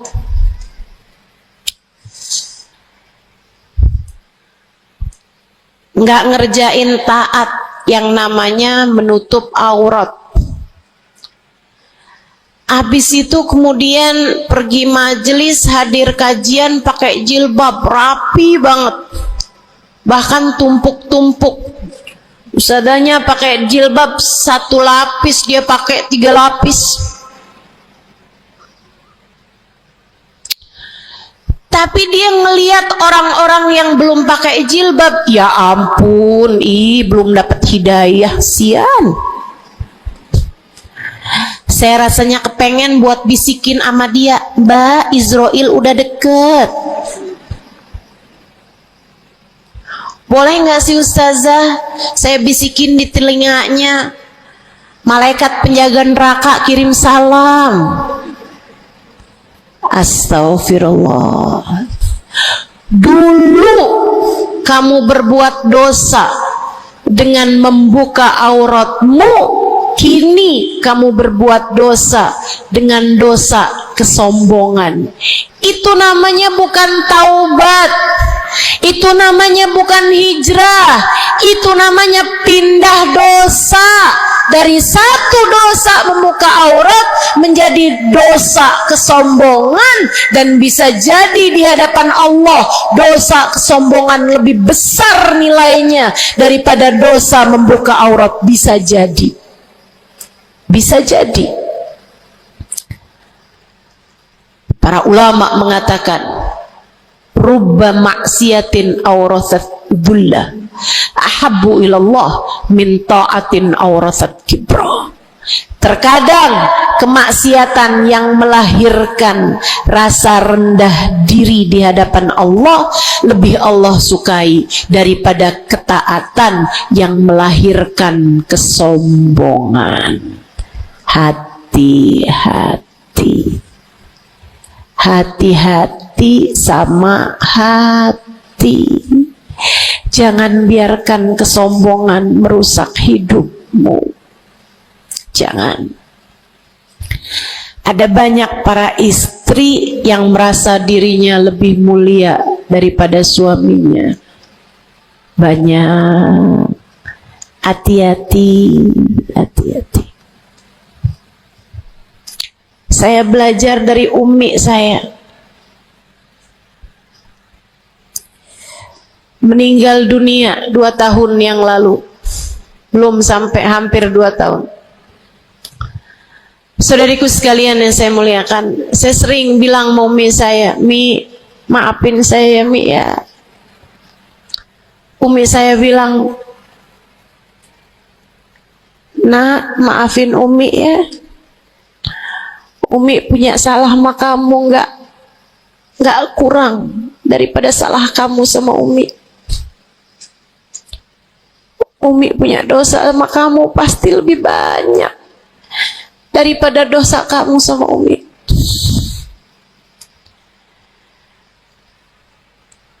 Itu rasa yang jarang dimiliki para ibu.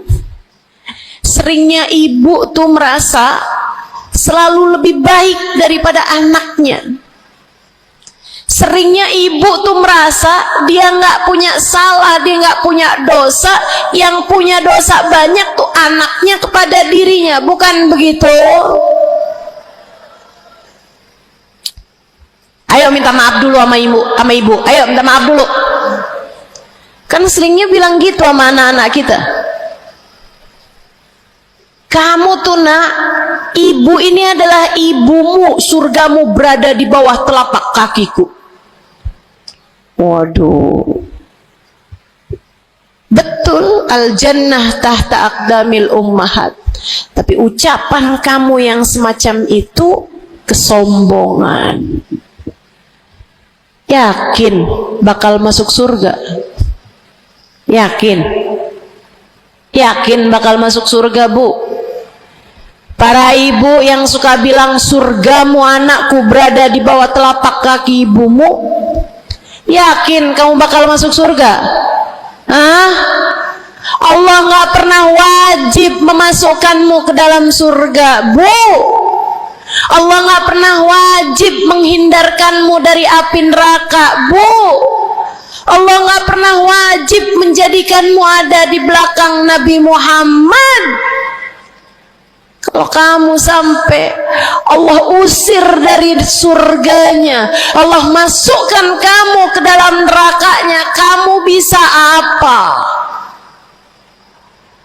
Kalau saat Nabi Muhammad menggiring umatnya dan kamu tidak bisa ada di belakangnya, kamu terusir dari rombongan Nabi Muhammad, kamu bisa apa?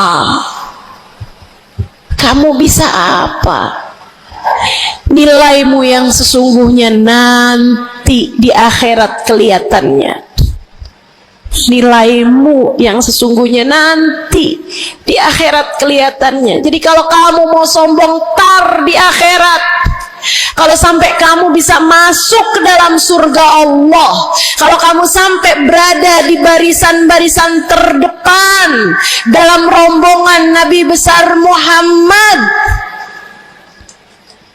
kalau kamu bisa makan dari buah-buahan surga, kalau kamu ada saat kamu mengucap salam kepada baginda Nabi Muhammad, matamu bisa memandang indah wajahnya, telingamu bisa mendengar indah suaranya, lisanmu bisa mengucapkan salam langsung di hadapannya, silahkan membusungkan dada pada saat itu. Silahkan mau ngerasa diri kamu lebih baik daripada ahli-ahli neraka, silahkan. Tapi sekarang keadaannya belum tentu. Bagaimana jika seseorang yang kamu memandang dirimu lebih baik darinya, ternyata ia melenggang masuk ke dalam surga, sementara kamu Allah jerumuskan ke dalam api neraka?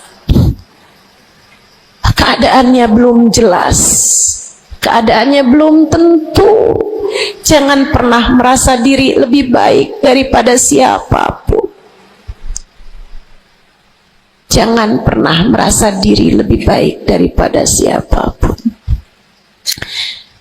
Hatimu benerin rusak-rusaknya, penyakit-penyakitnya. Ada penyakit berbahaya namanya hasud. Ada penyakit berbahaya namanya hasud. Apa itu hasud? Seneng orang lain dapat kesulitan, seneng kalau orang lain dapat kemalangan, kesusahan, susah hati kalau orang lain dapat kesenangan.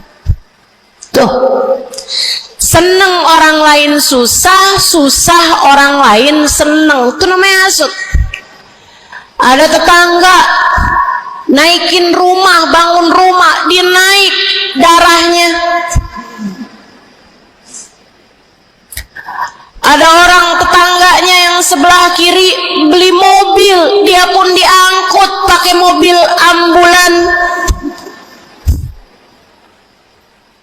Busuk bener hatinya, dimakan sama sifat namanya sifat hasud. Nggak seneng lihat orang lain seneng. Kalau orang lain dapat kesusahan seneng bener. Si ibu itu kemarin habis tabrakan, pantas aja dia tabrakan.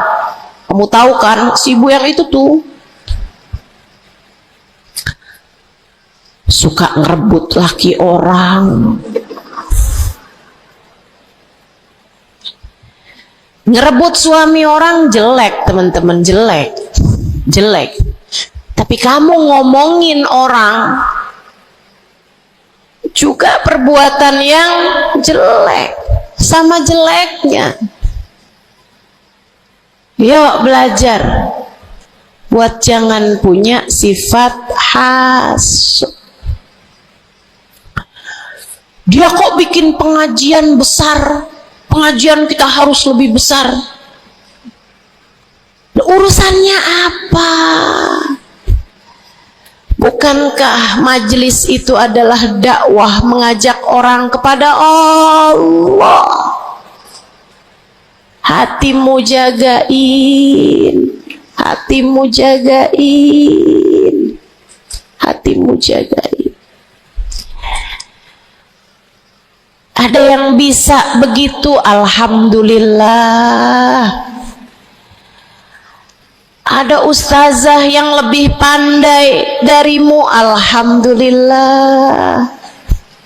Minta doa, ambil ilmunya, bukan malah dihasutin. Hati-hati, hati-hati. Jangan sampai hasutmu membawamu kepada terusir dari rahmatnya Allah. Kayak Bal'am bin Ba'ur. Ada zamannya Nabi Musa, teman-teman sekalian, namanya Bal'am bin Ba'ur. Ilmunya tinggi, sampai kabarnya jamaahnya juga banyak, semua orang dengerin kajiannya. Ini saya serem nih, ini saya serem nih. So ikut sekalian nih, ngeri banget nih. Ini buat orang kayak saya nih, ngeri banget nih pembahasan ini nih. Ada orang berilmu, pinter banget, namanya Bal'am bin Ba'ur, zamannya Nabi Allah Musa. Jamaahnya banyak, kalau dia hadir kajian, wow, semua orang di kampungnya hadir semuanya. Imam Ghazali cerita, dia sampai-sampai dari berilmunya, ilmunya tingginya, Allah kasih sama dia ilmu yang tinggi. Kalau dia ada dapat pertanyaan yang dia nggak tahu jawabannya, dia doa bisa lihat jawabannya langsung dari Lauhil Mahfuz. Kurang pinter apa? Kurang berilmu apa? Kurang hebat apa? Kurang dekat apa sama Allah? Kamu jadi ustazah, berapa banyak ilmumu? Kamu jadi seorang pendakwah, berapa banyak ilmumu? Kamu yang dianggap sebagai ulama, berapa banyak ilmumu?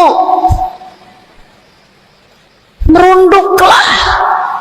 Saudariku sekalian yang saya muliakan, si Bal'am bin Ba'ur, kabarnya sampai para malaikat turun ikut serta mencatat pelajaran-pelajaran yang dia berikan. Yang ngaji sampai bukan cuman orang, bukan cuman jin ikut ngaji, sampai malaikat-malaikat Allah ikut ngaji. Kurang apa hebatnya? Tapi Allah hancurkan Bal'am karena sifat hasud. Nabi Allah Musa datang ke kampungnya Bal'am bin Ba'ur. Jamaahnya Bal'am bin Ba'ur semua datang kepada Nabi Musa. Nabinya Allah, tentu saja semua datang. Semuanya datang kepada Nabi Musa, semua minta doa kepada Nabi Musa, semua berharap berkah dari Nabi Musa sebagai seorang nabinya Allah Subhanahu wa taala, jalla jalaluhu wa ta'ala azamatuh. Yang biasa hadir di majelisnya Bal'am kepengen istiqomah, kepengen rutinannya nggak terganggu, jadi dia tetap bikin rutinan walaupun ada Nabi Allah Musa alaihissalam. Jamaahnya dikit yang hadir. Mulai nih orang-orang yang berpenyakit datanglah kepada Bal'am bin Ba'ur, Rupanya Bal'am bin seorang nabinya Allah. Dia nggak lihat Nabi Musa sebagai seorang yang diberi kelebihan lebih banyak daripada dirinya karena diwahyukan wahyu kepadanya. Bal'am bin Ba'ur termakan sifat hasud. Ia pun berdoa meminta kepada Allah, ya Allah, hancurkanlah Musa. Ya Allah, hancurkanlah Musa. Hancurkanlah Musa, ya Allah. Saudaraku sekalian yang saya muliakan, Allah angkat semua kelebihannya Bal'am bin Ba'ur. Bahkan kabarnya dialah orang